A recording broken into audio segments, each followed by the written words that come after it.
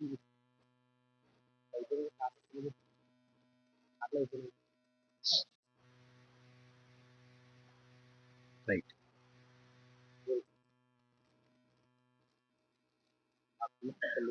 నగరానికి కట్టబడిన మూల సంస్థ కుమార్తెలారా మాట్లాడమాకండి.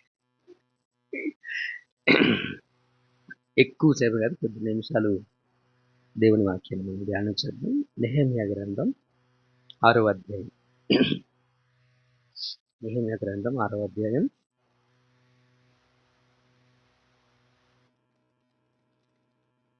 16వ వచనం. నెహెమ్యా గ్రంథం.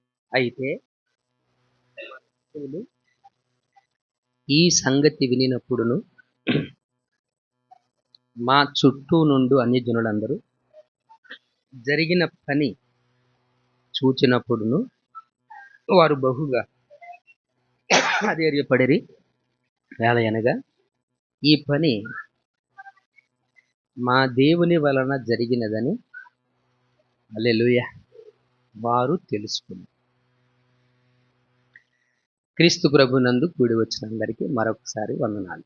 అందరికీ వందనాలు. నెహెమ్యా గ్రంథం 6వ అధ్యాయం. ఈ గ్రంథం అంతా కూడా, నెహెమ్యా గ్రంథం అంతా కూడాను కూలిపోయిన యెరూషలేము ప్రాకారాలు, ప్రాకారం అంటే ప్రహరీ గోడలు కూలిపోయినాయి, పాడైపోయినాయి. ఆ ప్రహరీ గోడలు కట్టినటువంటి విధానాన్ని నెహెమ్యా నాయకత్వంలో ఎలా ఆ ప్రాకారాలు కట్టబడ్డాయో నెహెమ్యా గ్రంథంలో మనకు తెలుస్తూ ఉంటుంది. చదివితే అర్థమవుతుంది. అంతటిని మనం చూడటం లేదు, కానీ 6వ అధ్యాయంలో జరిగినటువంటి సంఘటనలు మనం కొన్ని మాటలు నేర్చుకున్నాం. ప్రతి మనిషి జీవితంలో ప్రతికూల పరిస్థితులు వస్తాయి, అవునా కదా? ప్రతికూల పరిస్థితులు ఎట్లా వస్తాయి అంటే ఏం చేయాలో తెలియదు, ఎలా చేయాలో తెలియదు, అర్థం కాదు, బెదిరింపులు వస్తాయి, భయపడిపోతాం, ఎదిరించలేము, ఏమీ చేయలేనటువంటి పరిస్థితులు ప్రతి మనిషి జీవితంలో అలుముకుంటా ఉంటాయి. ముఖ్యంగా అణిచివేతకి గురవుతుంది. అణిచివేతకు గురి అయినప్పుడు విశ్వాసి ఎలా ఉండాలి, ఎలా తన ముందున్నటువంటి సమస్యను అధిగమించాలి అనేది 6వ అధ్యాయంలో మనం నేర్చుకోబోతున్నటువంటి పాఠం మిత్రులారా. కాబట్టి ఈ పాఠంలో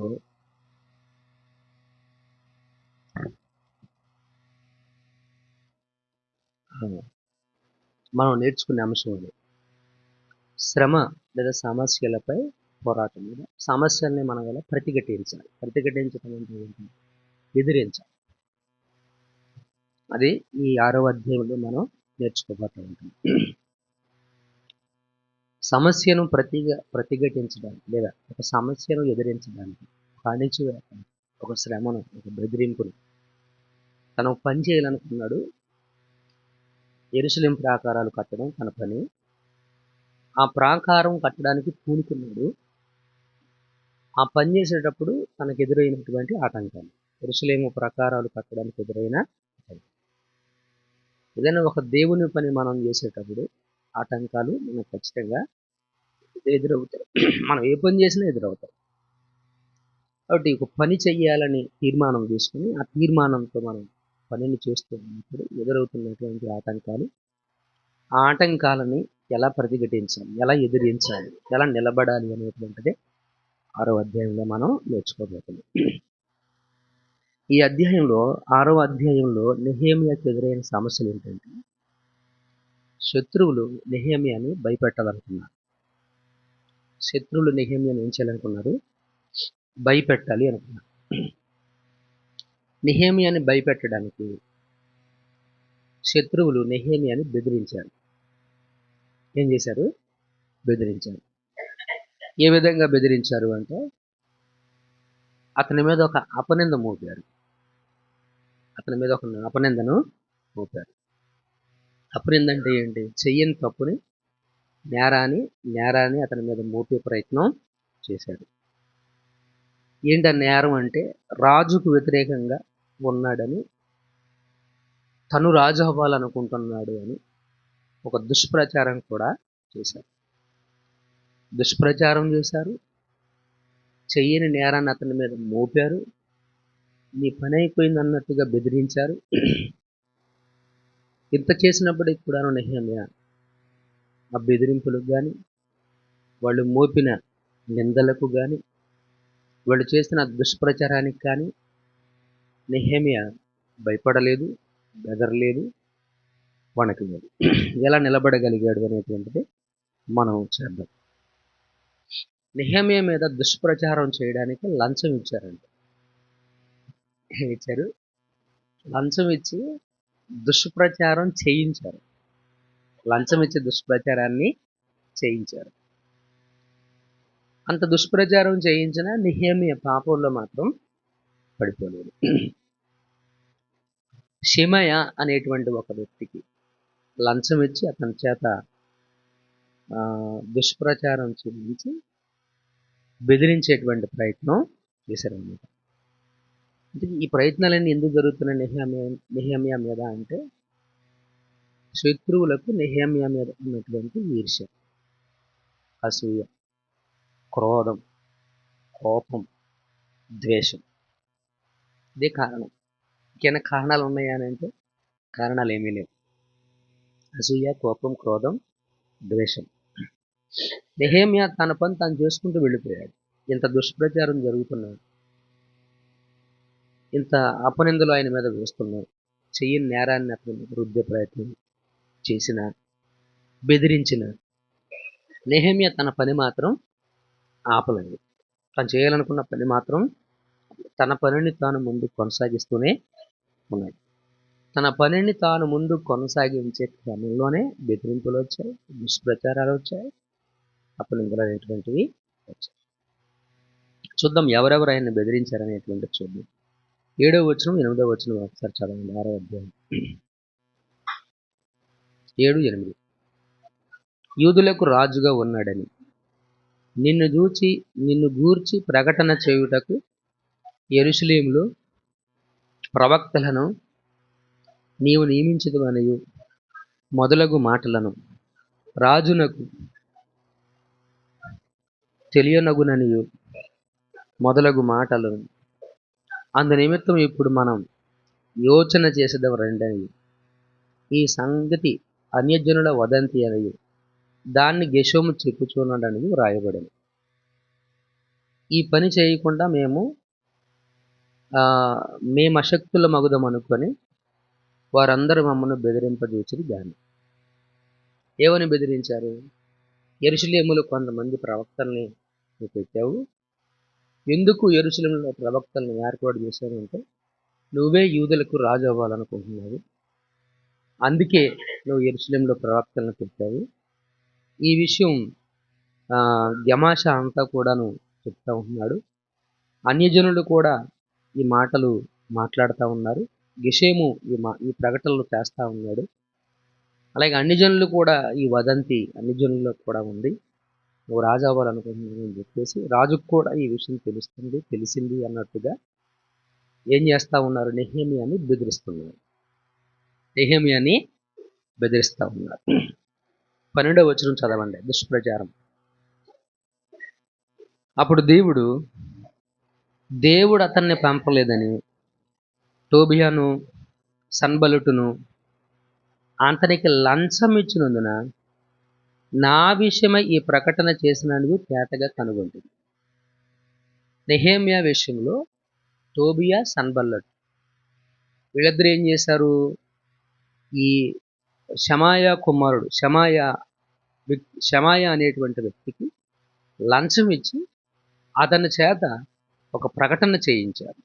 ఏమని ప్రకటన చేయించారంటే, నేను చంపడానికి వస్తూ ఉన్నారు వాళ్ళు, నువ్వు వెళ్ళి దాక్కో, ప్రాణాలు కాపాడుకోవాలనుకుంటే దేవాలయం యొక్క లయంలోనికి నువ్వు వెళ్ళు, నీకు క్షేమం కలిగి ధైర్యం చెప్పి దుష్ప్రచారం అనేటువంటిది కూడా అతని మీద చేయించారు.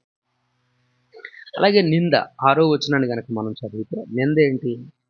అతని మీద మోపబడిన నింద ఏంటి? నువ్వు రాజు అవ్వాలనుకుంటున్నావు. అదే కదా 6వ వచనం చదివారు కదా. వారిపైన రాజుగా ఉండవలనని నీవు ప్రాకారమును కట్టుచున్నావని. ఎందుకు కడుతున్నాడు అసలు? యెరూషలేము ప్రాకారాన్ని ఎందుకు కడుతున్నాడు నెహెమ్యా? రాజుగా ఉండాలని కడుతున్నారని వాళ్ళు నింద మోపారు అతని మీద. వాస్తవానికి నెహెమ్యా ఉద్దేశం అది కాదు. నెహెమ్యా ఆలోచన అది కాదు. ఇప్పుడు మందిరాన్ని ఎందుకు కట్టుకుంటాం? మనం అందరం కలిసి ఆరాధన చేసుకోవాలి, అంతే కదా. అంతేగాని ఇప్పుడు ఎవరైనా ఒక అతను ముందుకు వచ్చి నేను మందిరం కడతానని వస్తే అతడు దీన్ని మీద అధికారిగా ఉండడానికి మందిరం కడతానంటాడా? అతని ఉద్దేశం అది ఉండదు కదా. దేవుని పని ఏంటది? దేవుని పని. సో ఈ అధ్యాయాన్ని మనం పరిశీలనగా చదువుతూ ఉన్నప్పుడు తన పని తాను చేసుకుంటున్నటువంటి నెహెమ్యాకు బెదిరింపులు వచ్చాయి. తన పని తాను చేసుకుంటున్నటువంటి నెహెమ్యా మీద దుష్ప్రచారం చేశారు. తన పని తాను చేసుకుంటున్నటువంటి నెహెమ్యా మీద నిందలేశారు. వాళ్ళ జోలు తీగిపోయినా, వాళ్ళతో కలవకపోయినా, వాళ్ళతో ఆయనకేంటి? ఆయన పనేంటి? ఆయన చూసుకున్నాడు, ఆయన వచ్చేసాడు, అంతే. ఆయన పనేంటి? ఆయన చూస్తున్నాడు, ఆయన వచ్చేసాడు, అంతవరకే. తన పని తాను చేసుకుంటున్నటువంటి నెహెమ్యా మీద నిందలు, దుష్ప్రచారం, ఇంకేం చేశారు? బెదిరింపులు, ఇవన్నీ చేశారు. ఇటువంటి పరిస్థితులు నెహెమ్యాకు ఎదురైనప్పుడు ఈ సమస్యల్ని నెహెమ్యా ఎలా ప్రతిఘటించాడు? ఈ సమస్యల్ని నెహెమ్యా ఎలాగా ప్రతిఘటించాడు? మన జీవితంలో కూడా మన జీవితాన్ని మనం జీవిస్తూ ఉన్నప్పుడు ఎవరి జోలి మనం తీయకపోయినప్పటికీ కూడాను, ఎవరితో మనం ఏమీ అనకపోయినప్పటికీ కూడాను, ఎవరిని మన పని మనం చేసుకుంటూ వెళుతున్నప్పుడు, దేవుడు మనకు అప్పగించినటువంటి బాధ్యతలను మనం నిర్వర్తించుకుంటూ వెళుతున్నప్పుడు బెదిరించే వాళ్ళు ఉంటారు, భయపెట్టే వాళ్ళు ఉంటారు, అవునా కదా. నిందించే వాళ్ళు ఉంటారు. నిందించేవాళ్ళు ఒకడు మంచి ఇల్లు కట్టుకుంటున్నాడు అనుకుంటారు. ఇదేంటి మొన్నటి వరకు తింటానికి కూడా దిక్కేది ఇల్లు కట్టుకున్నాడు, ఎట్లా వస్తాయి నీకు డబ్బులు? ఈ డబ్బులు మనకు అవసరం అసలు అది, అవునా కదా. ఆయనకి ఎట్లా వచ్చినా మనకు అవసరం. వీడేదో చేస్తున్నాడు. ఏం చేస్తాడు? పని చేసుకుంటున్నాడు. పోనీ అంతవరకు పని చేసుకున్న డబ్బులు దాచుకున్నాడు. అయితే ఎవరినో మోసం చేసి సంపాదించాడేమో మనమే ప్రకటన చేసేస్తాం. కాబట్టి మిత్రులారా గమనించండి, మన పని మనం చేసుకుంటూ ముందుకు వెళుతున్నప్పుడు బెదిరింపులు వచ్చినా, నిందలు వచ్చినా, దుష్ప్రచారం మన మీదకి వచ్చినా మనం ఎలా ఉండాలి? దేవుని నమ్ముకున్నటువంటి పిల్లలమైనటువంటి మనం ఎలా ఉండాలి? This is what we have to learn. మనం నేర్చుకున్నాం. మొదటిగా 3వ వచనం 4వ వచనం చదవండి. నెహెమ్యా ఎలా ఉన్నదో తెలిసింది. అందుకు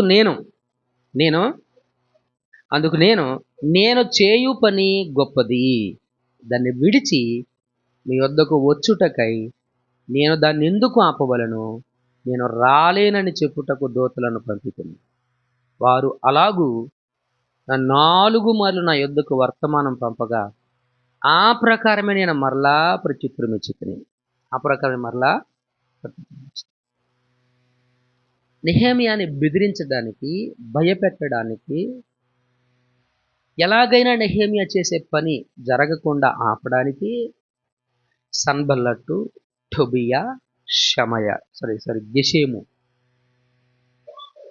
వీళ్ళ ముగ్గురు నెహెమ్యా మీద ఒక విపరీతమైన ద్వేషం, అసూయ కలిగినటువంటి వారు. అతని పనిని ఆపాలి అని, ఇదిగో నువ్వు పని ఆపేసి ఒక ప్రాంతానికి 2వ వచనంలో కనపడతా ఉంటుంది. సన్బల్లటును గెషెమును నాకు ఏదో హాని చేయుటకు ఆలోచించి ఓనో మైదానమున్న గ్రామముల్లో ఒక దాని దగ్గర మనం కలుసుకుందాం రెండని నా యొద్దకు వర్తమానం. రెండని నా దగ్గరికి వర్తమానం. ఏం చేశారమ్మన్నారు? నువ్వు చేసే పని అంతా ఆపేసేసి ఓను దగ్గర ఉన్నటువంటి మైదానంలో మనం కలుసుకున్నాం రమ్మని చెప్పేసి ఈ గెషెము, సన్బల్లటు వర్తమానం అనేటువంటిది పంపించాడు. ఆ వర్తమానానికి నెహెమ్యా స్పందన ఏంటి? నేను రాను. ఏంటది? నేను రాను. నేను చేసే పని గొప్పది. నా పని నేను మానుకొని నీ దగ్గర నువ్వు ఏదో సొల్లు కబుర్లు చెప్పడానికి వస్తున్నావు. ఆ కబుర్లన్నీ వినడానికి నేను ఎందుకు రావాలి? నేను రాను. We have to learn it. ఇది మనం నేర్చుకోవలసినటువంటి సత్యం. నో చెప్పడానికి కావలసింది ధైర్యం. ఏంటది?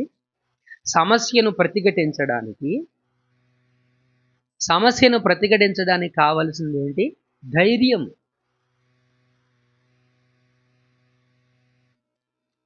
నా పని నేను మానుకొని నేను రావాలంటే ఎలా వస్తా? అనగదా? నువ్వు చెప్పడానికి కావలసింది ధైర్యం. సమస్యను ప్రతిఘటించడానికి కావాల్సింది ధైర్యం. అది ధైర్యం. అది నెహెమ్యాలో ఉంది. అందుకే నెహెమ్యా ఏం చెప్పాడు? ధైర్యంగా చెప్పాడు, నేను రాను.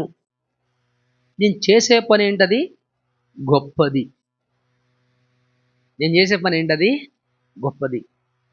నా పని నేను మానుకొని నువ్వు 5 సార్లు వర్తమానం పంపించిన, 10 సార్లు వర్తమానం పంపించిన, 20 సార్లు వర్తమానం పంపించిన, ఇది నా దేవుని పని.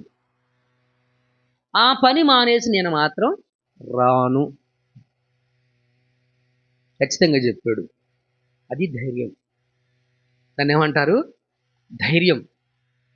ఇక్కడ నెహెమ్యా శత్రువుల గురించి కొన్ని మాటలు మనం నేర్చుకున్నాం. వీళ్ళు ఎలాంటి వారు ఏంటి అనేటువంటిది. నెహెమ్యా ధైర్యం కూడా ఇంకోసారి చదవండి. 9వ వచనం కూడా చదవండి. 9వ వచనం.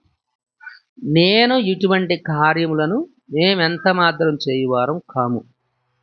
వీటిని నీ మనసులో నుండి నీవు కల్పించుకుంటివని అతని యొద్దకు నేను వర్తమానము పంపితిని.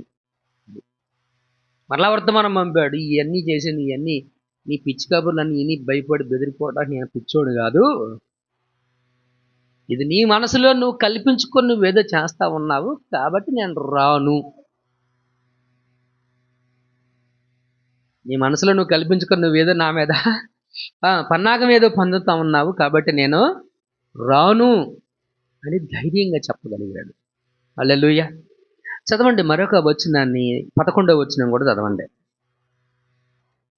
నేను నా వంటి వాడు పారిపోవచ్చునా? ఎంత వాడనైనా నేను నా ప్రాణమును రక్షించుకొనుటకైనను గర్భాలయమున ప్రవేశింపవచ్చునా? నేను అందులో ప్రవేశింపనంటిని. నాలాంటివాడు పారిపోవచ్చా? నాలాంటి వాడు ఒక సమస్యకి లొంగిపోవచ్చా? నాలాంటి వాడు ఒక సమస్య వచ్చినప్పుడు, ఒక శ్రమ వచ్చినప్పుడు దానికి సుబ్బమ్మ గారు పడుకోవచ్చా? లొంగిపోవచ్చా దానికి? Have to think about it. కాబట్టి నేను మాత్రం ఆ పని చేయను. ఏది ఏమైనప్పటికీ అది ఎంత పెద్ద సమస్య వస్తుందో రాని, వచ్చిన తర్వాత దాన్ని చూద్దాం. రాజుగారు, నేను రాజు అవ్వాలనే ఆలోచన నాకుంటే రాజుగారు నాకు వర్తమానం పంపిస్తాడు కదా. రాజుగారికి విషయం తెలిసి నాకు వర్తమానం పంపిస్తాడు కదా. సో రాని, సమస్య దగ్గరికి రాని, అప్పుడు ప్రతిఘటించగలి. ఒక సమస్యను ప్రతిఘటించడానికి, ఎదిరించడానికి కావలసింది ఏంటది? ధైర్యం. తన శత్రువు ఎలాంటి వాడో తెలుసా? చదవండి 4వ అధ్యాయం 3వ వచనం. ఆయన శత్రువుల గురించి చెప్పాడు. మరియు అమ్మోనీయుడైనటువంటి టోబియా అతని యొద్దను ఉండి వారు కట్టిన దానిపైకి ఒక నక్క ఎగిరినట్టయిన వారి రాతి గోడ పడిపోవును. ఇది అమ్మోనీయుడైనటువంటి టోబియా గురించి, నెహెమ్యా చేసే పని గురించి మాట్లాడుతున్నాడు. నెహెమ్యా చేసే పని గురించి టోబియా మాట్లాడుతున్నాడు. ఏమని మాట్లాడుతున్నాడు? వీళ్ళు కట్టే గోడ ఏదైతే ఉందో, ఒక నక్క ఎగిరి దిగుతా గోడ పడిపోద్దిరా. దీన్నేమంటాం? హేళన చేయడమా, చులకన చేయడమా, అవమానం చేయడమా? ఇది అలాంటి వాడు టోబియా. అలాంటి వాడు. దీనికి ఈ మాటలన్నీ ఇతరులు రావడానికి కారణం ఏంటి? ఈర్ష్య. ఏంటది? ఈర్ష్య. ఒక వ్యక్తి గురించి చదవండి. అదే 4వ అధ్యాయం 1-2 వచనాలు చదవండి. మేము గోడ కట్టుచున్న సమాచారము విని సన్బల్లట్టు మిగుల కోపగించి రౌద్రుడై యూదులను ఎగతాళి చేసి షోమ్రోను దండువారి ఎదుటను తన స్నేహితుల ఎదుటను ఇట్లనెను, దుర్బలులైన ఈ యూదులు ఏమి చేయుదురు? తమంతట తామే ఈ పని ముగింతురా, బలులు అర్పించి బలపరచుకొందురా, ఒక దినమందే ముగించుదురా, కాల్చబడిన చెత్తను కుప్పలుగా పడిన రాళ్లను మరలా బలమైన వాటిగా చేయుదురా. ఇప్పుడు ఇట్ పాసిబుల్ ఫర్ దెమ్? చేయగలరు అసలు వాళ్ళు?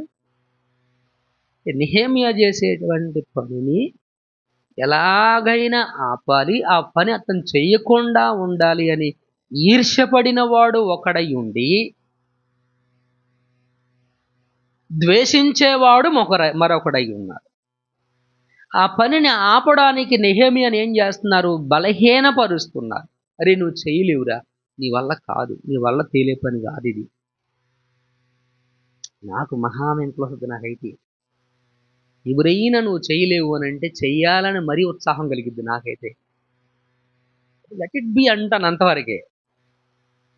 ప్రభునందు ప్రియమైనటువంటి దేవుని మిత్రులారా, మనం ఒక పనిని చేయడానికి మనం నిర్ణయించుకున్నప్పుడు, తీర్మానం తీసుకున్నప్పుడు,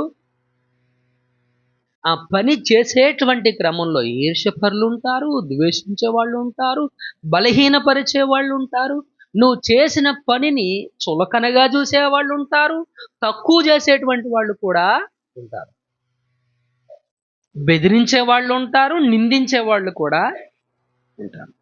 మరొక వ్యక్తిని చూద్దాం. గెషేము గురించి చూద్దాం. 2:19. మహానుభావుడు. అయితే హురోనీయుడైనటువంటి సన్బల్లటును, అమ్మోనీయుడైన దాసుడగు టోబియా అనువాడును, అరబీయుడైన గెషేమును ఆ మాట వినినప్పుడు మమ్మను హేళన చేసి, అది ఏం చేశాడంట? గెషేము ఏం చేశాడు? హేళన చేసి వాళ్ళు చేసే పనిని ఏం చేశాడు? తృణీకరించాడు. ఒరే ఇది పండదురా, ఇది పండేదా వచ్చేదిరా, ఇది పీకి అవతల పడేది ఎందుకు?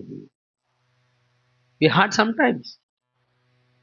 హేళన చేసేయటం, ద్వేషించడం, అసూయపడడం, ఈర్ష్యపడడం. ఈ గెషేము అనేటువంటి వాడు, టోబియా అనేటువంటి వాడు, సన్బల్లు అనేటువంటి శత్రువులు. ఎలాంటి శత్రువులు వీళ్ళు? నెహెమ్యా చేసేటువంటి పనిని ఆటంకపరచాలని ఒక దుష్ప్రచారాన్ని, నెహెమ్యా మీద నిందలు, నెహెమ్యా మీద బెదిరించడం, నువ్వు చెయ్యలేవురా అని చెప్పేసి హేళన చేయడం, అవహేళన చేయడం, ఎగతాళి చేయడం, నవ్వడం, ఇవన్నీ కూడా నెహెమ్యా పట్ల వీళ్ళు జరిగిస్తున్నారు మిత్రులారా. మరి ఇలాంటి శత్రువులను ఎదిరించడానికి ఎంత బుద్ధిబలం కావాలి? హల్లెలూయా! ఎంత బుద్ధిబలం కావాలి? నెహెమ్యా ఇలాంటి శత్రువులను ఎదిరించడానికి ధైర్యంగా వాళ్ళకి నో చెప్పాడు. ధైర్యంగా వాళ్ళకి ఏం చెప్పాడండి? నో, కుదరదు, నేను చేయడం కుదరదు, నాకు పని గొప్పది, నేను చేయాలనుకున్న పని ఎలాంటిది? చాలా గొప్పది. కొంతమంది ఆళ్ళ మాటలు, వీళ్ళ మాటలు, ఆళ్ళ మాటలు విని ఏ పని చేయకుండా బెకారోళ్ళు అయిపోతారు. ఏది చేయరు.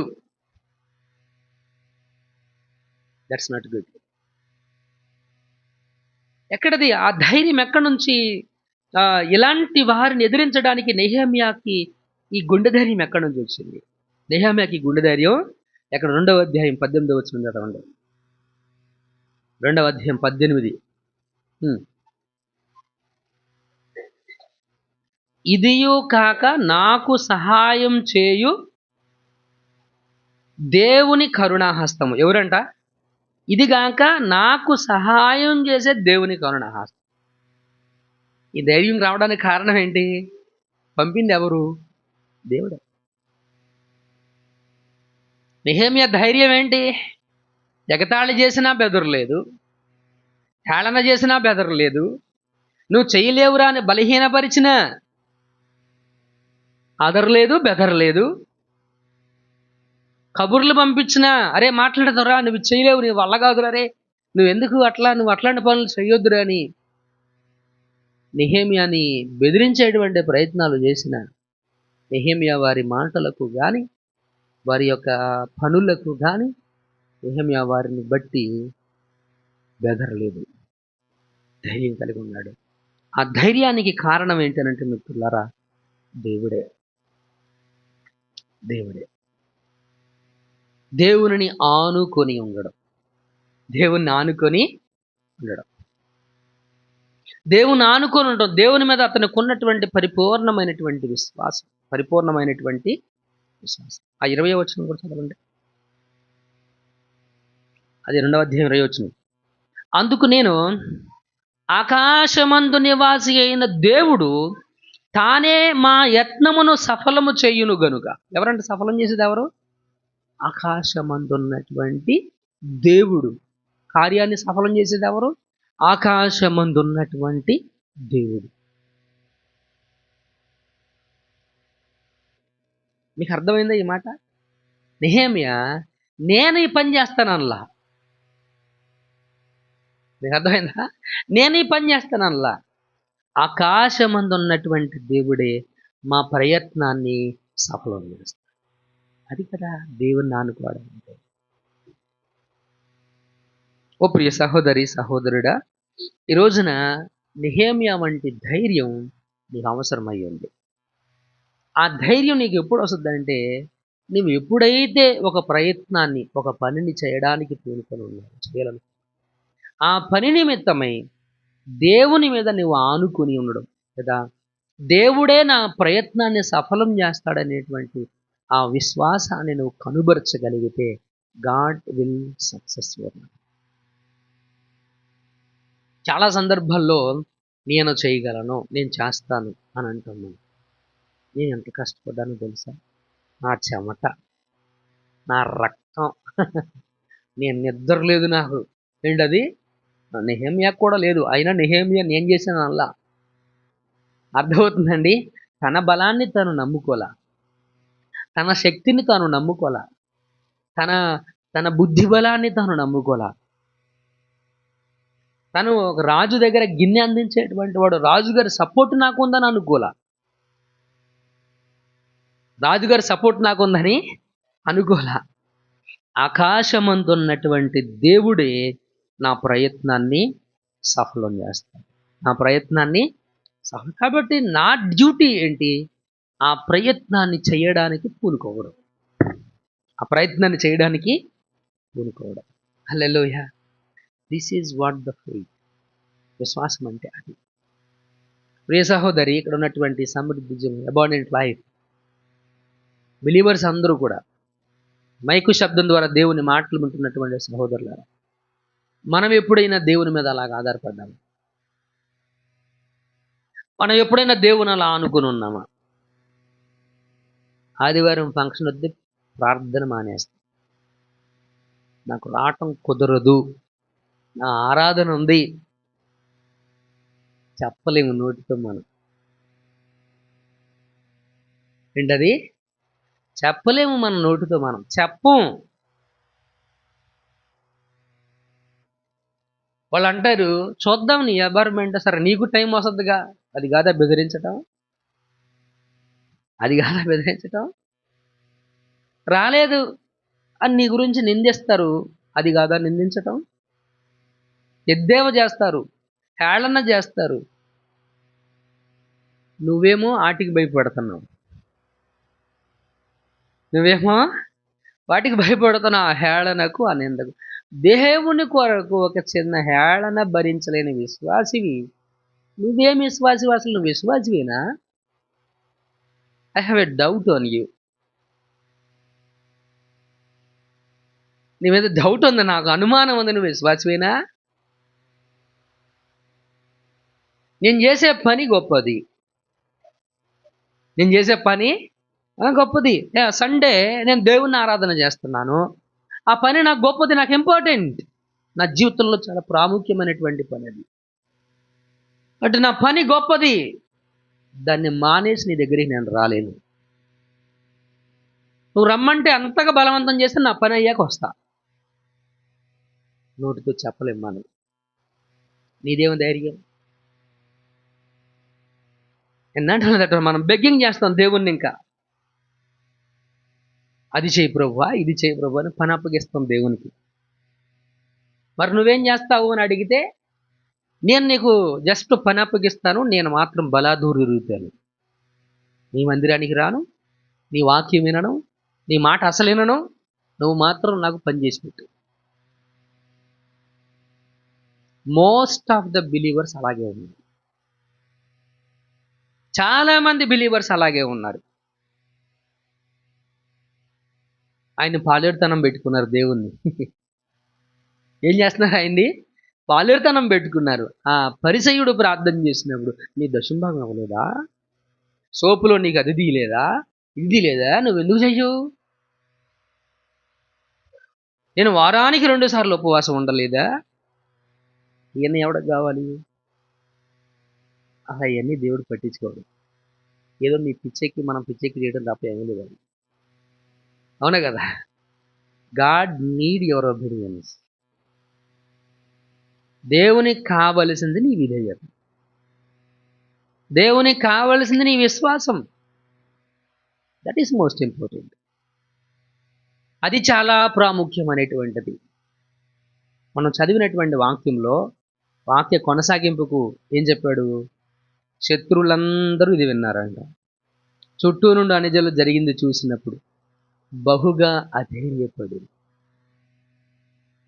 ఎందుకని అధైర్యపడ్డారు? ఎలయనగా ఈ పని మా దేవుని వలన జరిగినదని వారు తెలుసుకున్నారు. ఎవరి వల్ల జరిగిందంట? దేవుని వలన ఈ పని జరిగిందని తెలుసుకుని వాళ్ళు అధైర్యపడ్డారు. What about us? మనం ఏంటి? మన లైఫ్లో మనం చేసేటువంటి పనుల్లో, మన ప్రయత్నాల్లో దేవుడు ఉన్నాడా? మనం ఉన్నామా?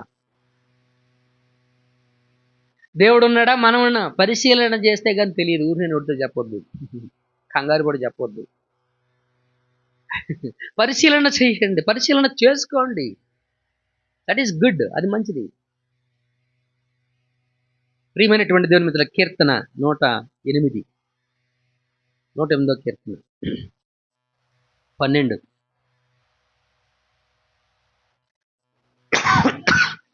మనుషుల సహాయము వ్యర్థము, శత్రువులను జయించుటకు నీవు మాకు సహాయము దయచేయుము.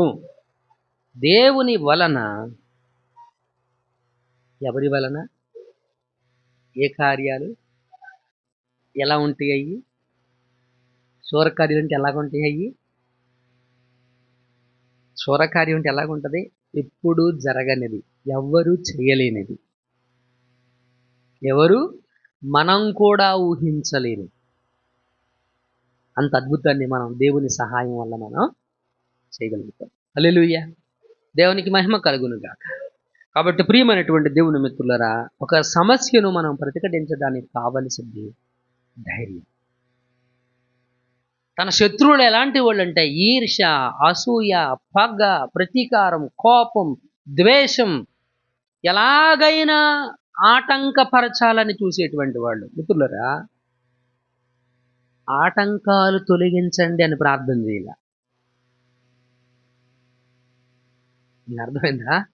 నెహెమ్యా ఆటంకాలు తీసేయండి, ఆటంకాలు తొలగించేసేయండి, నేను సాఫీగా వెళ్ళాలి రోడ్డు మీద, ఎదురు దెబ్బ కూడా తగలకూడదు, ముళ్ళు కూడా గుచ్చుకోకూడదు, ఇక్కడ నేను 100 స్పీడ్ పెడితే గమ్యం వెళ్ళేంత వరకు కూడా అదే స్పీడ్లో ఉండాలి అని ప్రార్థన చేయాలి.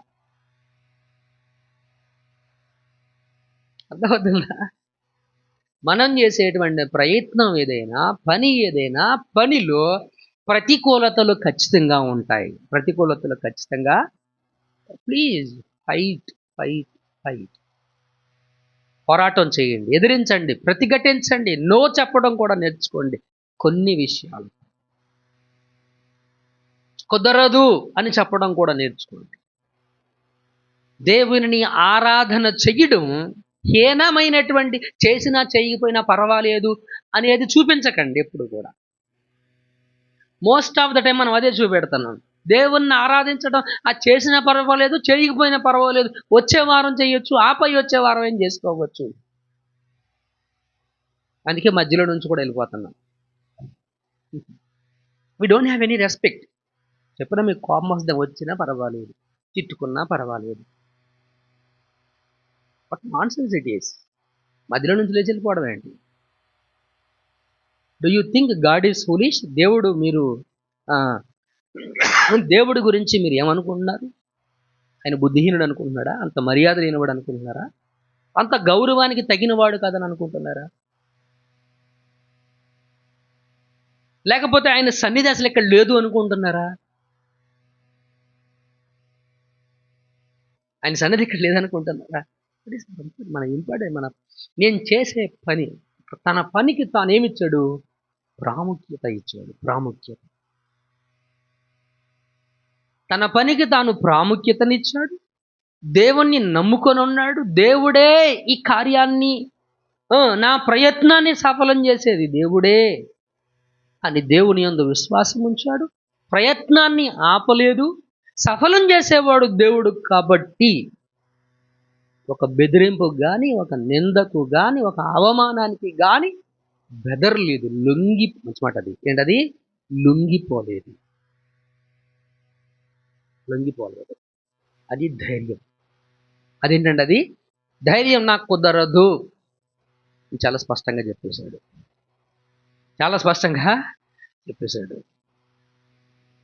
హల్లెలూయా. సో ఇక్కడ మన విశ్వాస జీవితాన్ని ఒకసారి మనం పరిశీలన చేసుకోవాల్సిన అవసరం. నువ్వు ఎలాగ ఉంటున్నావు? నెహెమ్యా ఎలాగ ఉన్నావా? నెహెమ్యాకి క్వైట్ ఆపోజిట్గా ఉన్నామా? నెహెమ్యా ఎలాగ ఉన్నావా? నెహెమ్యా క్వైట్ ఆపోజిట్గా ఉన్నామా? దేవుడేమో మన జీవితంలో అది చేయాలి, ఇది చేయాలని మనం అడుగుతున్నాం. కానీ మనం సరైనటువంటి విశ్వాస జీవితాన్ని, దేవుడి మీద నమ్మకాన్ని, భక్తిని కలిగి లేము. ఎలా దేవుడు మన జీవితాల్లో కార్యం చేస్తుంది? సామెతల్లో ఒక మాట చదువుకున్నాను, గుర్తుందా? ఫాస్టింగ్ ప్రేయర్స్లో యెహోవా వాక్యమును, ధర్మశాస్త్రాన్ని వినకుండా, చెవి ఇవ్వకుండా, వినడానికి నువ్వు చెవి ఇవ్వకోకుండా నువ్వు ప్రార్థన చేస్తే ఆ ప్రార్థన ఏమవుతుందంట? హేయము. ప్రార్థన ఏమవుతుంది? ఆయన మాట వినుకోకుండా ఆయనకి ఆయనకి పనులు ఇచ్చి నువ్వు అజ్జేయి ఇజ్జేయని అంటే దేవుడు ఎలా నీ ప్రార్థన వింటాడు? ఎలా నీ మనవిని వింటాడని హేయమైనటువంటి ప్రార్థన. సో కాబట్టి ఫస్ట్ విషయాన్ని గుర్తుపెట్టుకోవాల్సిందిగా ప్రభుత్వాన్ని నీకు మనవి చేస్తున్నాను. రెండోది, ఒక సమస్యను ప్రతిఘటించడానికి కావలసింది ఏంటంటే వివేకం. ఏం కావాలి? వివేకం కావాలి. వివేకం అంటే అర్థం ఏంటి? జ్ఞానం. దాని అర్థం ఏంటి? మంచిని చెడుని గుర్తించడం, రెండిటికి మధ్య వ్యత్యాసాన్ని గమనించడం. హల్లెలూయా. చూడండి, నెహెమ్యా వివేకము చూడండి. నెహెమ్యా వివేకాన్ని ఒకసారి మనం చూద్దాం. 8వ వచనం 9వ వచనం చదవండి. 8వ వచనం 9వ వచనం. ఈ పని చెయ్యకుండా మేము అశక్తులు మగుదమగు అనుకొని వారందరూ మమ్మల్ని బెదిరింప చూసితిరి. కానీ నేను ఇటువంటి కార్యములను మేము ఎంత మాత్రం చేయువారం కాము. వీటిని నీ మనసులో నీవు కల్పించుకొంటివని అతని యొద్దకు నేను వర్తమానం. వేటిని కల్పించుకున్నాడంట ఈ టోబియా సన్బల్లటులు? వాళ్ళు చెప్పారు కదా, ఆ 7వ వచనంలో మనం చదివి, 6వ వచనం 7వ వచనంలో, నీవు రాజు అవ్వాలని యెరూషలేములో ప్రవక్తల్ని నియమించావు, రాజుకు వ్యతిరేకంగా ఉన్నావని అన్యజనులు చెప్పుకుంటున్నారు. తర్వాత పేరండి గెషెము కూడా ఈ మాటలు చెప్తా ఉన్నారు. ఓను మైదానానికి నువ్వు రా, ఇవన్నీ జరుగుతూ ఉన్నాయి, ఇవన్నీ చెప్పడం నేను వింటున్నాను, కాబట్టి వీటి గురించి మనం డిస్కషన్ చేద్దాము, నువ్వు రా ఓను మైదానానికి అని అంటే ఇలాంటి పనికిమాలిన పనులు నేను చేయను. ఇలాంటి పనికిమాలిన పనులు నేను చేయను అంటే ఈ సన్బల్లటు, టోబియా, గెషోము అనేటువంటి వారు ఇది వారు కల్పించుకొని చెప్పారా, ఇది నిజంగా ప్రజలు అనుకుంటున్నారా అనే సత్యాన్ని గమనించడమే వివేకం. మీకు అర్థమైందా మాట? మిత్రులారా, ఇక్కడ ఇది అందుకని అన్నాడు, ఇలాంటి కార్యములు మేము ఎంత మాత్రం చేయువారం కాము. ఇలాంటి పనులు మేము చెయ్యం. రాజుకు వ్యతిరేకంగా నేనే రాజు అవ్వాలి అనేంత అసూయ, అహంకారం నాకేం అవసరం లేదు. నేనే రాజును అవ్వాలనుకుంటే రాజు గిన్నిచ్చినప్పుడు రాజు పేకగోసి రాజుగారి సీట్లో కూర్చొని యెరూషలేము మందిరాలు ప్రాకారాలు కట్టమని ఆజ్ఞాపించేవాడిని. అది విచిత్రం, అది రాజుల కాలం కదా, అవునా కదా? కాబట్టి నేను అలా చేయలేదు కదా. నేను రాజుని అడిగాను నాకు పర్మిషన్ కావాలని, రాజుగారు పర్మిషన్ ఇచ్చారు. పర్మిషన్ తీసుకుని నేను ఇక్కడికి వచ్చాను. కాబట్టి నువ్వు ఇప్పుడు వచ్చేసేసి ఏదో నీ గురించి జనం ఎలా అనుకుంటున్నారు, నీ గురించి జనం అలా అనుకుంటున్నారు, అందరూ అలా అనుకుంటున్నారు, ఇంద్ర అలా అనుకుంటున్నారు, నీకు తెలీదా? నువ్వు ఎలాంటి వాడవో నీకు తెలీదా? నెహెమ్యా అన్నాడు, నా గురించి నాకు తెలుసు, నేను అలాంటి వాడిని కాదు, నేను అలాంటి పనులు చేసేవాడిని కాదు. ఇది వివేకం. ఇతర బెదిరించడానికి ఆ నింద వేసినప్పుడు ఎంత వివేకంతో మాట్లాడుతున్నాడు. ఆ మాటలు వినంగానే అవునా, ఎవరున్నారు, ఎవరు చెప్పారు ఎట్లా కానీ, అయ్యి బాబు ఇప్పుడు రాజుగారు తెలిస్తే ఏమైపోద్దో, వాళ్ళకి తెలిస్తే ఏమవుద్దో, వీళ్ళకి తెలిస్తే ఏమవుద్దో, అలా తన తన పరిస్థితికి బెదరలేదు. తన పరిస్థితికి బెదరలేదు. ఒక సమస్యను ప్రతిఘటించడానికి కావలసింది ధైర్యం. అది దేవుని నుండి మనకు వస్తుంది. ఒక సమస్యను ప్రతిఘటించడానికి కావలసింది వివేకం. ఒక సమస్య ప్రతిఘటించడానికి కావాల్సింది వివేకం. 10వ వచనం నుంచి చదవండి ఒకసారి. అటు తరువాత మహేత బేలునకు పుట్టిన దెలయ్య కుమారుడైన షెమయ యొక్క ఇంటికి వచ్చాను. అతడు బయటికి రాకుండా నిర్బంధింపబడెను. ఎవరు? షెమయ బయటికి రాకుండా నిర్బంధింపబడ్డాడు. అతడు రాత్రి కాలమందు నిన్ను చంపుటకు వారు వచ్చెదరు గనుక దేవుని గర్భాలయము లోపలికి మనం పోయి తలుపులు వేసుకుని రండి అని చెప్పాడు. నెహెమ్యా షెమయ ఇంటికి వచ్చినప్పుడు షెమయ అనేటువంటి వ్యక్తి బయటికి రాకుండా హౌస్ అరెస్ట్ అంటాం కదా, ఇంటిలో నిర్బంధించబడ్డాడు. నిర్బంధించబడినప్పుడు ఈ షెమయ నెహెమ్యాకి ఏం చెప్తున్నాడంటే, ఈ రాత్రి నిన్ను చంపడానికి వస్తా ఉన్నారు వాళ్ళు, కాబట్టి మన ఇద్దరం ఏం చేస్తామంటే దేవుని గర్భాలయంలోనికి పోయి మనం దాక్కుందాము రా అని చెప్పి నెహెమ్యాకి చెప్పాడు. ఈ మాట మనకు చెప్తే మామూలుగా ఉండదు, హార్ట్ అటాక్ వచ్చేస్తుంది, అవునా కదా? మిత్రులారా గమనించండి, రా అని చెప్పినప్పుడు నా వంటి వాడు పారిపోవచ్చునా? ఎంతటి వాడనైనా నేను నా ప్రాణము రక్షించుకోవడానికి గర్భాలయంలో ప్రవేశించవచ్చునా? నేను అందులో ప్రవేశించను. అప్పుడు నెహెమ్యా అర్థం చేసుకున్నాడు. ఏం అర్థం చేసుకున్నాడు? దేవుడు అతన్ని పంపలేదనియు, టోబియాను సన్బల్లటును అతనికి లంచమిచ్చినందున నా విషయమై ఈ ప్రకటన చేసిననియు తేటగా కనుగొంటిని. ఎలా కనుగొన్నాడంట? తేటగా. అతడు ఎందుకు, ఆ షెమయ అనేటువంటి వాడు ఎందుకు ఆ మాటలు చెప్పాడు? వీడు లంచం తీసుకున్నాడు. ఎవరి దగ్గర లంచం తీసుకున్నాడు? టోబియా సన్బల్లటు దగ్గర లంచం తీసుకుని ఈ దుష్ప్రచారం అనేటువంటిది, ఈ చెడ్డ మాటలు అనేటువంటివి బెదిరించే ప్రయత్నం, భయపెట్టేటువంటి ప్రయత్నం, బలహీనపరిచేటువంటి ప్రయత్నం తెలుసుకున్నాడు.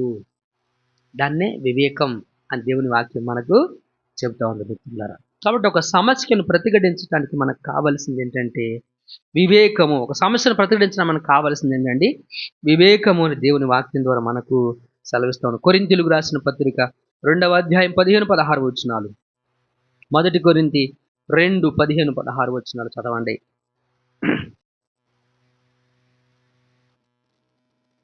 ఫాస్ట్గా తీయాలి. ప్రభువు మనసు ఎరిగి ఆయనకు బోధింపగలిగిన వాడెవడు? 15-16 వచనాలు. ఆత్మ సంబంధమైన వాడు ఆత్మ సంబంధి అయిన వాడు అన్నిటినీ ఏంటది అన్నిటిని ఏం చేస్తాడు? వివేచించటం అంటే తెలుసుకుంటాడు. దేనికి సంబంధించినటువంటి వాడు? ఎవడైతే ఆత్మతో సంబంధం కలిగి ఉంటాడో ఆత్మ సంబంధి అయినటువంటి వాడు అన్నిటినీ తెలుసుకుంటాడు. అన్నిటినీ కూడా వాడు తెలుసుకుంటాడు. అన్నిటినీ వివేచించును గాని అతడు ఎవని చేతనైనను వివేచింపబడడు. చదవండి. ప్రభువు మనస్సు ఎరిగి ఆయనకు బోధింపగలవాడెవడు? మనమైతే క్రీస్తు మనస్సు కలిగినటువంటి వాడు. హల్లెలూయా. కాబట్టి వివేకం మనకి ఎప్పుడు వస్తుంది? క్రీస్తు మనస్సు మనం కలిగి ఉంటే మనకు వివేకం అనేది వస్తుంది. హల్లెలూయా. దేవునికి మహిమ కలుగును గాక. కాబట్టి ఊరికి అందుకే మనం ఎందుకు భయపడతాం? ఏదైనా చిన్న జ్వరం వచ్చినా, తుమ్ము వచ్చినా, దగ్గు వచ్చినా, బాధ వచ్చినా, కష్టం వచ్చినా, చిన్న శ్రమ మన జీవితంలోకి వచ్చినా ఊరికే వణిగిపోతా ఉంటాం. మనం ఎందుకు తెలుసా? దేవుని ఆత్మ మనలో లేక. వివేచించగలుగుతావు ఎప్పుడు? క్రీస్తు మనసు నీలో ఉంటే నీ ముందున్నటువంటి సమస్యను ఎలా ప్రతిఘటించాలి, ఎలా బెదరకుండా ధైర్యంగా నిలబడాలి, ఆ సమస్యతో ఎలా పోరాటం చేయాలి అనేది నీకు తెలుస్తుంది. దేవుడు మనకిచ్చిన ఆత్మ పిరికితనము కలిగిన ఆత్మను దేవుడు మనకు ఇవ్వలేదు. ఆయన ఇచ్చిన ఆత్మ దత్తపుత్రాత్మను దేవుడు మనకు ధైర్యం కలిగినటువంటి ఆత్మ. దేవుడు పిరికి వారు దేవుని రాజ్యానికి వారసులు కాదు. పిరికి వాళ్ళు దేవుని రాజ్యానికి వారసులు కాదు. మీలో ఎవరైనా పిరికి వాళ్ళు ఉంటే absolutely will get in to the hell. ఖచ్చితంగా నువ్వు పోయేది నరకాన్ని. అప్పుడప్పుడు తెలియలేదు సావనంత తాచిపోవంత కోపం, జరుగొడ్డంత పిరికి. ఇంట్లో వాళ్ళ మీద ఏమో విపరీతమైన కోపం, బయటికి వెళ్ళి ఎవడైనా ఏదన్నా అంటే మాత్రానికి గడగడబడిపోవటం. అవునా కదా? గమనించవలసినటువంటి విషయం మిత్రులారా. సామెతలు 14:15 ఏం చెప్పిందో చదవండి. సామెతల గ్రంథం 14:15. జ్ఞానం లేనివాడు ప్రతి మాట నమ్మును. విన్నారు ఈ మాట? జ్ఞానం లేనివాడు ప్రతి మాట ఏం చేస్తాడు? నమ్ముతాడు. వివేకి అయిన వాడు తన నడతలను బాగుగా కనిపెట్టు. ఇంతకీ నువ్వెవరు? అది నువ్వు పరిశీలన చేసుకోవాలి. అది నీకు వదిలేస్తున్నా నేను. ఇంతకీ నువ్వెవరు? నువ్వు వివేకివా అయితే జ్ఞానం లేనివాడివా? జ్ఞానము లేనివాడు ప్రతి మాట నమ్ముతాడు. చిన్నపిల్లడు చెప్పినా నమ్ముతాడు. కానీ వివేకవంతుడు అలా చేయడు. తన నడతలను బాగుగా, పక్కన వాళ్ళు కాదు, తన నడతలను బాగుగా కనిపెట్టుకుంటాడు. తన ప్రవర్తన ఎలాగుందో తాను చూసుకుంటాడు. హల్లెలూయా. కాబట్టి ప్రియమైనటువంటి దేవుని సంఘమా, ఈ ఉదయకాల సమయంలో పరిశుద్ధాత్మ దేవుడు మనతో మాట్లాడుతున్నాడు. నువ్వు ఒక నెహెమ్యాలాగా ఉండాలి. సంఘంలో, నీ కుటుంబంలో, ఈ సమాజంలో నువ్వు ఒక నెహెమ్యాలాగా ఉండాలి. నువ్వు ఒక నెహెమ్యాగా లాగా ఉండాలి. నువ్వు అణిచివేతకు గురవుతున్నావు. బెదిరింపులు వస్తాయి, అవమానం చేస్తారు, నిందిస్తారు. నీ శత్రువులు ఎలాంటి వాళ్ళు అంటే నిన్ను ద్వేషించేవాడు నీ శత్రువు. నువ్వు చేసే ప్రతి పనికి వంక పెడతా ఉంటాడు. నువ్వేది చేసినా హీనపరుస్తూ ఉంటాడు, హేళన చేస్తూ ఉంటాడు, తక్కువ చేస్తూ ఉంటాడు, నీ వల్ల కాదురా అని బలహీనపరుస్తూ ఉంటాడు. ఇలాంటి వారిని నువ్వు ఎదిరించడానికి నీకు కావాల్సింది ఏంటి? నీ పని నువ్వు చేసుకుంటా వెళ్ళడానికి, నీ ప్రయత్నాలను సఫలం చేసేటువంటి వాడు దేవుడే. కాబట్టి అలాంటి వారిని నీకు ఎదిరించాలంటే కావాల్సింది ధైర్యం. అలాంటి ప్రతికూల పరిస్థితులను నువ్వు ప్రతిఘటించడానికి కావలసింది వివేకం. ఇవి రెండు నీకు ఎలా వస్తాయి అంటే దేవుని నుండి నీకు వస్తాయి. దేవుని మనసు నువ్వు కలిగి ఉంటే వివేకముతో ఆలోచించగలుగుతావు. దేవుని మనసు నీ లోపల లేకపోతే ఎవరు ఏది చెప్పినా దాన్ని వేస్తావు. కుటుంబాలు ఎందుకు నాశనం అవుతున్నాయో తెలుసా? భార్యాభర్తల మధ్య గొడవలు ఎందుకు వస్తున్నాయో తెలుసా? ఇప్పుడు ఈ భార్యాభర్తలు అనేటువంటి వాళ్ళు భర్త ఏదన్నంటే వాళ్ళ అమ్మకు చెప్తారు, భార్య ఏదన్నంటే పక్కన వాళ్ళు చెప్తారు, తల్లిదండ్రులు చెప్తారు. ఇది చాలా తప్పు. అసలు నీ ఇంటి విషయాలు, నీ భార్యకు నీ భర్తకు సంబంధించినటువంటి అంశాలు వాళ్ళెవరు చెప్పడానికి? వాళ్ళు ఏమంటారు, నువ్వు వచ్చి చూసుకుందాం, వాళ్ళు ఎవ్వరు ఏంటో చూద్దాం. ఇదా? మీరందరూ మ్యారేజ్లు చేసుకున్నారు కదా, మీరు కూడా అలాగే చేశారా? మీ భర్తలకు మీరు చేసి పెట్టలేదా? చేసి పెట్టడం లేదా? మీ భర్తలు మిమ్మల్ని కొట్టలేదా? తిట్టలేదా? ఏం చేయలేదు చెప్పండి. అదే వివేకం అంటే. అదే మిత్రులరా, ఆడ మాటలు నమ్మి, వీళ్ళ మాటలు నమ్మి, బయట వాళ్ళ మాటలు నమ్మి ఎందుకు నీ కుటుంబాన్ని పాడు చేసుకుంటావు? ఎందుకు నీ దాంపత్యాన్ని పాడు చేసుకుంటావు? దానికి నీకు బయట వాళ్ళ నీకెందుకు? నీ పని ఏంటి? నీ భర్త, నీ భర్త బట్ విచ్ ఇస్ ఇంపార్టెంట్, నీ కుటుంబం ఇంపార్టెంట్. నీ కుటుంబంలో నువ్వు ఒక నెహెమ్యాలాగా ఉంటేనే సమాజంలో ఒక నెహెమ్యా అవ్వగలవు. హల్లెలూయా, దేవునికి మహిమ కలుగును గాక. ఒక సంఘంలో కూడా ఒక నెహెమ్యాలాగా ఉండగలవు. బయట వాళ్ళ మాటలు నమ్మకండి, బయట వాళ్ళ మాటలు వినకండి. నీ భర్త గురించి ఎవడొచ్చి చెప్పినా వినొద్దు, నీ భార్య గురించి ఎవడొచ్చి చెప్పినా వినొద్దు. చాలా డిస్టర్బెన్స్ అవుతుంది. చాలా డిస్టర్బెన్స్ అనేది నీ భర్త గురించి మీ తల్లిదండ్రులు చెప్పినా, వాళ్ళ తల్లిదండ్రులు చెప్పినా డోంట్ కేర్. నీ భర్త ఏంటి నువ్వు తెలుసుకో. నీ భార్య గురించి వాళ్ళ తల్లిదండ్రులు చెప్పినా, నీ తల్లిదండ్రులు చెప్పినా don't listen to them. Don't listen to them. నీ విషయాలు ఎప్పుడూ కూడాను నీ బెడ్రూమ్ వరకే. నీ భార్యాభర్తల దాంపత్య జీవితం అనేటువంటిది మీరు కొట్టుకున్నా, తిట్టుకున్నా, మాట్లాడుకున్నా, అరుచుకున్నా, కరుచుకున్నా ఆ రూమ్ నుంచి బయటికి రాకూడదు. మూడో వ్యక్తికి తెలియడానికి వీలు లేదు. మూడో వ్యక్తి అలా అన్నాడా, అలా అందా, మా లావుదాన్ని చేసుకున్నావురా బాబు, అయిపోయి మా లావాడిని చేసుకున్నావురా బాబు, నువ్వు వచ్చే చూసుకున్నాం. అది ఎవరి వెంటదు. మా చెల్లిని ఒక అతను, మా చెల్లిని, మా సొంత చెల్లి కాదు, ఇంకో బాబాయ్ కూతురు. మా బాబాయ్ అట్టగా అన్నాడు, భార్యాభర్తల మధ్య గొడవ వచ్చింది. ఒకసారి నన్ను రమ్మన్నాడు, బాబు మాట్లాడతాను. ఎందుకన్నా, ఇట్లా వాళ్ళిద్దరు గొడవ పడ్డాడు, అట్లా చెప్తుంది, నీకెందుకు వాళ్ళ సమస్య నీకెందుకు అన్నాడు. నేను ఆ పిల్ల నువ్వు ఇంటికి ఎందుకు తీసుకొచ్చావు? నువ్వు వాళ్ళ భార్యాభర్తల గొడవలు వాళ్ళు ఈరోజు కొట్టుకుంటారు, రేపొద్దున ఒకటి అవుతారు, నీకెందుకని. ఇట్టుకొచ్చి వాళ్ళ అమ్మ నాన్నకి నన్ను కొట్టేస్తున్నాడు, చంపేస్తున్నాడు, తిట్టేస్తున్నాడు, అరిచేస్తున్నాడు, కరిచేస్తున్నాడు అని అంది.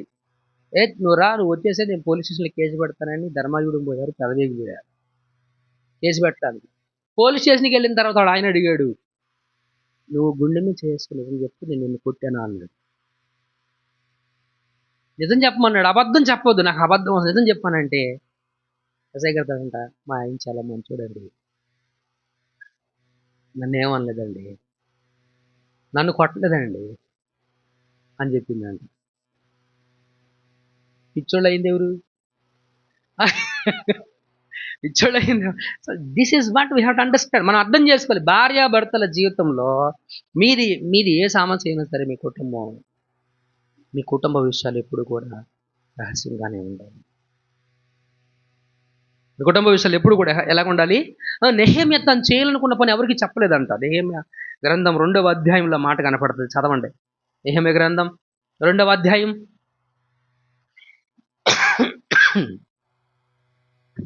నెహెమ్యా గ్రంథం 2వ అధ్యాయం 12వ వచనం. రాత్రి యందు నేనును నాతో కూడా కొందరు లేచితిమి. యెరూషలేమును గూర్చి దేవుడు నా హృదయమందు పుట్టించిన ఆలోచన నేను ఎవరితోనైనను చెప్పలేదు, మరియు నేను ఎక్కి ఉన్న పశువు తప్ప ఏ పశువును నా యొద్ద ఉండలేదు.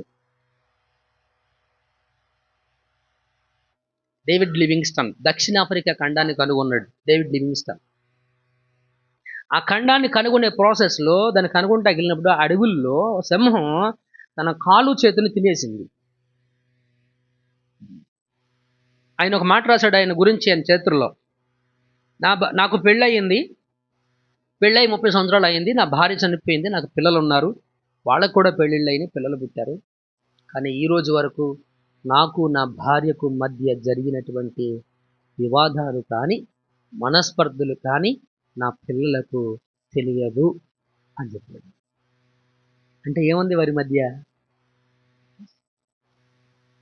మనమేమో ఇంత జరగగానే అంత చేస్తున్నాం దాన్ని. వాళ్ళకి చెప్ప వీళ్ళకి చెప్ప వెంటనే ఫోను, ఆయనైనా ఈమెనైనా ఎవరైనా. Nonsense it is. That is not good habit. అది మంచిది కాదు మిత్రులారా, అది మంచిది కాదు. అది మంచిది కాదు, అది మంచిది కాదు మిత్రులారా. కనుక మనం జ్ఞాపకం చేసుకుందాం, వివేకం.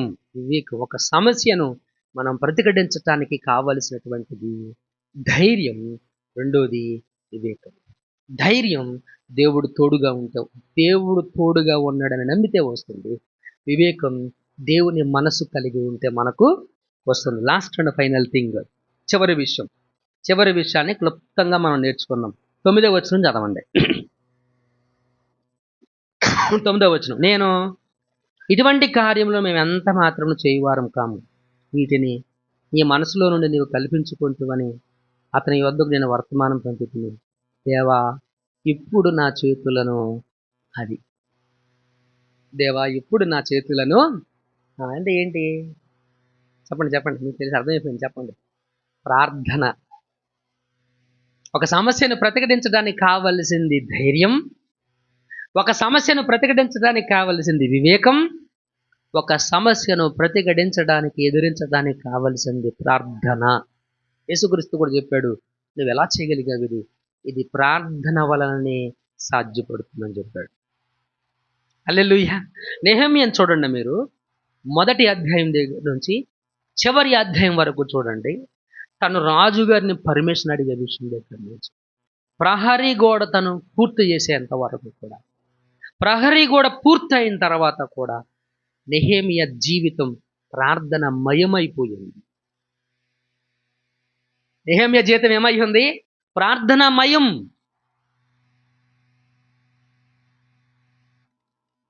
దేవునితో మాట్లాడడం. ప్రార్థన అంటే ఏంటి? దేవునితో మాట్లాడదాం. మనం మాట్లాడుతున్నామా? Are we talking to God? మనం దేవునితో మాట్లాడుతున్నామా? ప్రార్థన చేస్తూ ఉన్నామా? గమనించవలసినటువంటి విషయం ఇది. ఇక్కడ 9వ వచనంలో తనను బలపరచమని ప్రార్థన చేశాడు. ఇంకో వచనాన్ని చదవండి, 14వ వచనం చదవండి.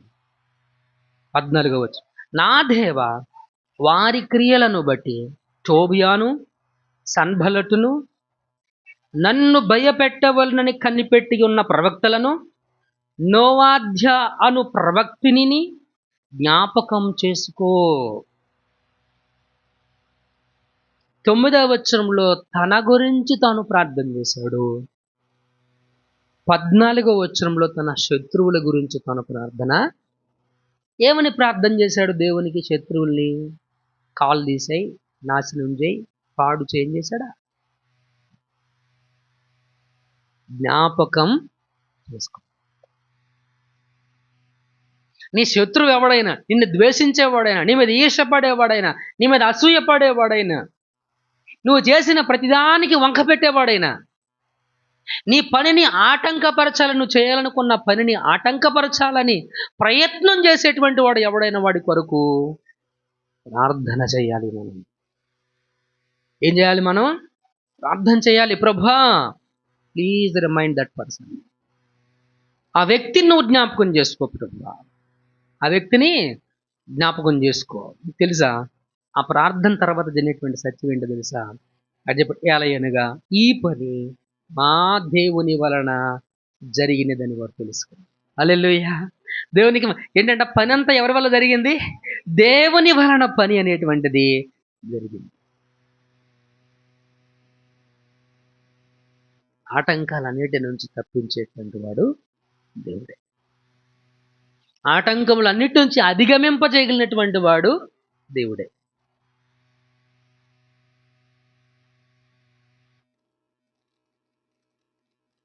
కుమ్మరి ఓ కుమ్మరి పాట తెలుసు కదా మీకు?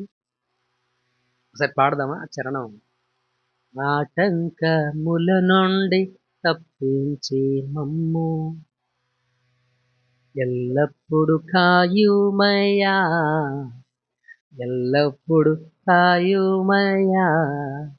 కుమ్మరి ఓ కుమ్మరి జగదోత్పత్తిధారి జీకట మన్నైన నా వంక చల్లగా చూడుమయ్యా, చల్లగా చూడుమయ్యా. హల్లెలూయా. దేవునికి మహిమ కలుగును గాక. ప్రియమైనటువంటి దేవుని సంగమా, నెహెమ్యా గ్రంథం 4వ అధ్యాయం కింద ఒకసారి 4వ అధ్యాయం 8వ వచనం 9వ వచనం ఒకసారి చదువు.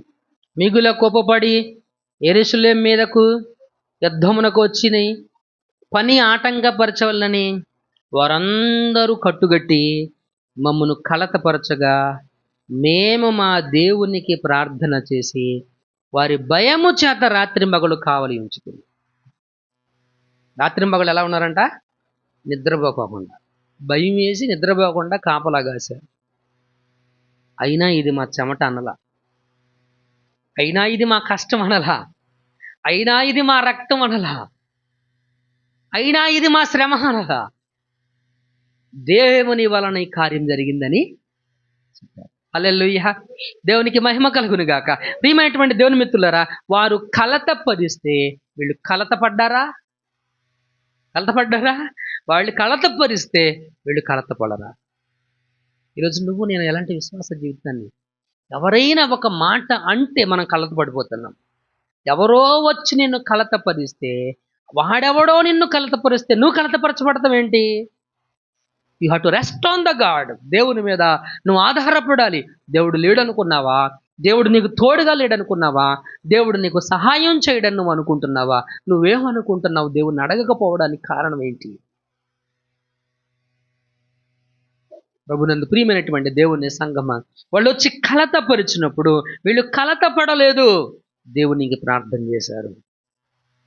దేవునికి ప్రార్థన చేశారు.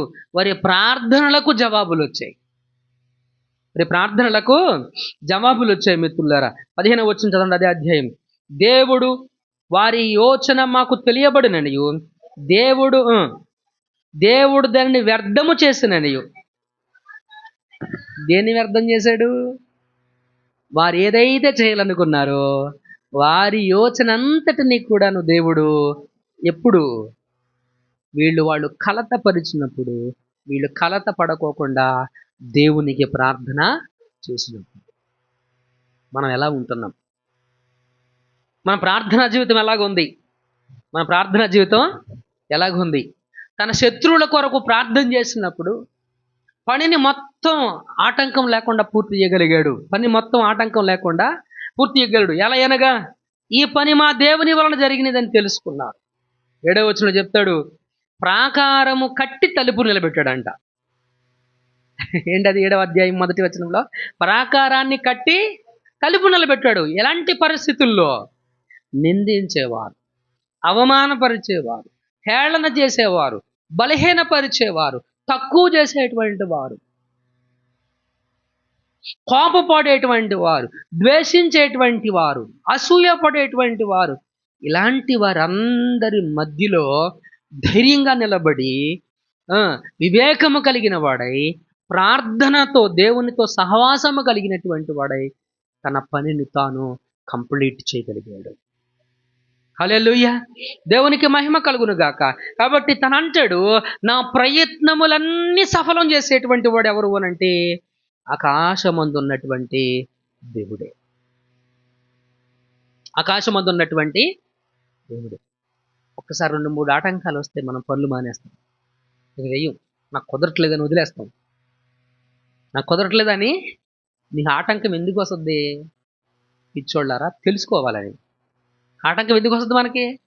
తెలుసుకోవడానికి. అంటే ఆటంకం జరిగిందన్న ఉద్దేశం ఏంటి? ఇలా కాదు, ఇంకోలాగా వెళ్ళాలని. అంతే కదా. ఇంకొక ఆటంకం వస్తుంది, అలా కాదు, ఇంకోలాగా వెళ్ళాలని. నీ పని సెటరేట్ అవ్వాలి అని అంటే దేర్ మస్ట్ బి అబ్స్టాకల్స్. ఖచ్చితంగా ఆటంకాలు అనేటువంటి నీ జీవితంలో ఎదురవుతాయి. కాబట్టి ప్రతికూల పరిస్థితుల్లో తనకు అనుకూలమైనటువంటి పనిని తాను చేయగలిగాడు. దేవుని పని తాను చేయగలిగాడు. తన శత్రువులు బెదిరించినప్పటికీ, తన శత్రువులు ద్వేషించినప్పటికీ, తన శత్రువులు తనను నిందించినప్పటికీ, ఆటంకపరచాలని సర్వ ప్రయత్నాలు చేసినప్పటికీ నెహెమ్యా ధైర్యంగా ఎదిరించి నిలబడ్డాడు. వివేకము కలిగి ఉన్నాడు. తన శత్రువుల కొరకు ప్రార్థన అనేటువంటి దాన్ని చేశాడు మిత్రులారా. తను ధైర్యంగా ఉండడానికి దేవుడు తనకు తోడుగా ఉన్నాడనేటువంటి విశ్వాసం, తన వివేకం కలిగి ఉండడానికి దేవుని మనసు తాను కలిగి ఉండడం, దేవుని మనసు తాను కలిగి ఉండడం, తను ప్రార్థన చేయగలగడానికి దేవుడే నాకు సహాయం చేయగలిగిన వాడనే దేవునితో మనవి చేయడం. హల్లెలూయా.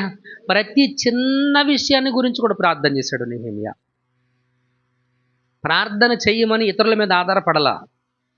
మోస్ట్ ఆఫ్ ద బిలీవర్స్ ఎలా ఉన్నారు అని అంటే, ప్రార్థన చెయ్యండి అని చెప్పేసి ఇక మిగతాది పట్టించుకోరు. వాళ్ళు చేయరు ప్రార్థన, వాళ్ళు వాళ్ళు ప్రార్థన చేయరు. మీరు చెయ్యండి, మేము చూసుకుంటాం, మేము తిరుగుతాం, మేము పనులకి వెళ్తాం. You have to pray. ప్రార్థన నువ్వు చేయాలి, ప్రార్థన నువ్వు చేయాలి. God will answer your prayers. Hallelujah. కాబట్టి ఇక్కడ ఉన్నటువంటి మనందరం కూడా నెహెమ్యా వలె ధైర్యం, నెహెమ్యా వలె వివేకం, నెహెమ్యా వలె ప్రార్థన జీవితం, ఇటు జీవితాన్ని మనం కలిగి ఉన్నాం. మన సమస్యల్ని మనం ప్రతిఘటిస్తాం. నూతన సంవత్సరంలో 2026 ఎలా ఉంటుందో మనకు తెలియదు. 2026లో ఎన్నో ప్రతికూల పరిస్థితులు రావచ్చు. 2025లో నీకైనా ప్రతికూల పరిస్థితులు వస్తే వాటి నుంచి నేర్చుకుందాం. వాటి నుంచి మనం ఏం చేద్దాం? నేర్చుకుందాం. యేసుక్రీస్తు శ్రమల్లో విధేయత నేర్చుకుందాం. అలాగే నేర్చుకుందాం, ప్రతిఘటిద్దాం, ఎదురిద్దాం, పోరాటం చేద్దాం. చచ్చిపోయే ముందు అందాం, మంచి పోరాటం పోరాడుతని. హల్లెలూయా. నీతి కిరీటం నా కొరకు దాచి ఉంచబడింది. అతి కృప దేవుడు మనకు అనుగ్రహించుకుంటాడు. మోకరించండి, ప్రార్థన చేద్దాం. దేవుని పరిశుద్ధ లేఖనాలు మనం విన్నాం కదా. ప్రభు నీతో మాట్లాడాడు. ఇవి నా మాటలు కాదు ప్రియమిత్రుడా, నిన్ను బలపరచడానికి దేవుడు నీతో మాట్లాడాడు. నువ్వు దేనికి అధైర్యంగా ఉండొద్దు. కుటుంబంలో అయినా భయపడొద్దు ప్లీజ్.